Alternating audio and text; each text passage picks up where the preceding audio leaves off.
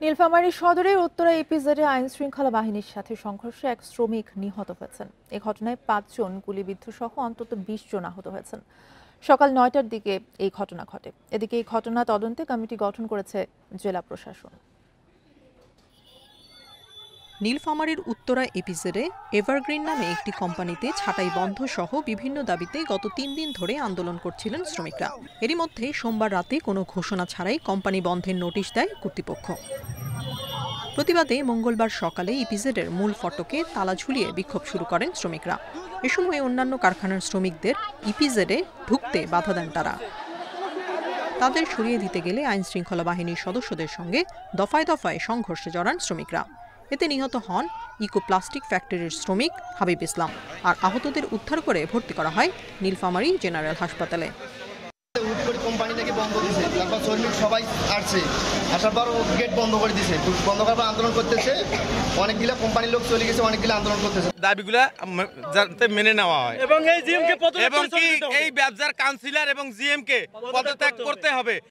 এদিকে বিক্ষুব্ধ শ্রমিকরা নীলফামারী সৈয়দপুর সড়কে অবস্থান নেয় সকাল ৭টা থেকে যান চলাচল বন্ধ হয়ে যায়।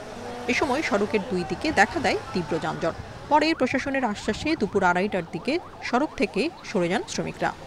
ক্ষতিপূরণের ব্যবস্থা পর্যাপ্ত ক্ষতিপূরণ দিবেন বলে আমাদেরকে আশ্বাস দিয়েছেন এবং যারা আহত হয়েছে তাদের চিকিৎসার ব্যবস্থা করবেন এটা বলা হয়েছে এবং যত শীঘ্র সম্ভব তাদের প্রতিষ্ঠানটি পুনরায় চালু করবেন বলে আমাদেরকে জানিয়েছেন। সংঘর্ষের এই ঘটনা তদন্তে ৩ সদস্যের কমিটি গঠন করেছে জেলা প্রশাসন। কমিটিকে আগামী ৩ দিনের মধ্যে প্রতিবেদন দিতে বলা হয়েছে। Independent news. এ বিষয়ে আরো জানাতে নীলফামারী থেকে আমাদের সাথে যুক্ত আছেন সহকর্মী আরফিনুল ইসলাম। আরফিনুল, সংঘর্ষের পরে কিন্তু বিক্ষুব্ধ শ্রমিকরা নীলফামারী সৈয়দপুর সড়কে অবস্থান নিয়েছে, সেখানে যান চলাচল বন্ধ রয়েছে। এখন সেখানে পরিস্থিতি কি জানাবেন এবং আহত যারা হয়েছে বা ৫ জন গুলিবিদ্ধ হয়েছে তাদের বর্তমান অবস্থা কি?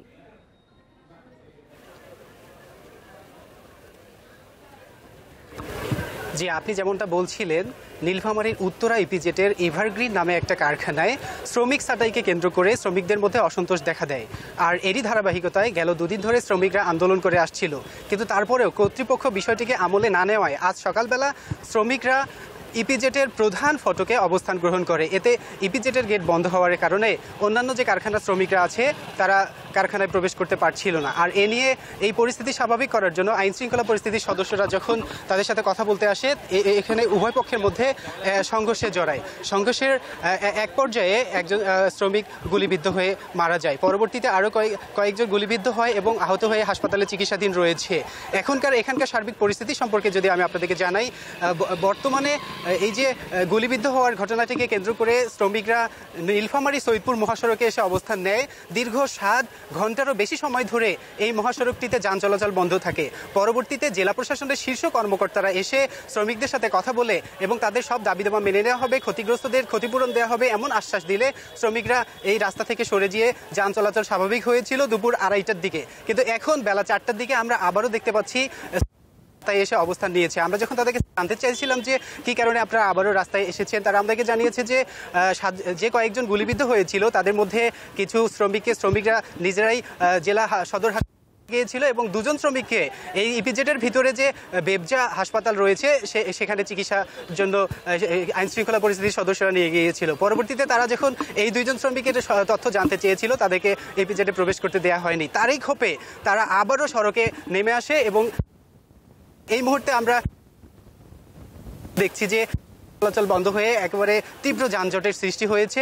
একদিকে আইন শৃঙ্খলা পরিস্থিতির সদস্যরা এবং অপরদিকে ইপিজেডের শ্রমিকদেরকে আমরা দেখছি রাস্তা অবরোধ করে তারা তাদের ক্ষোভ জানাচ্ছে।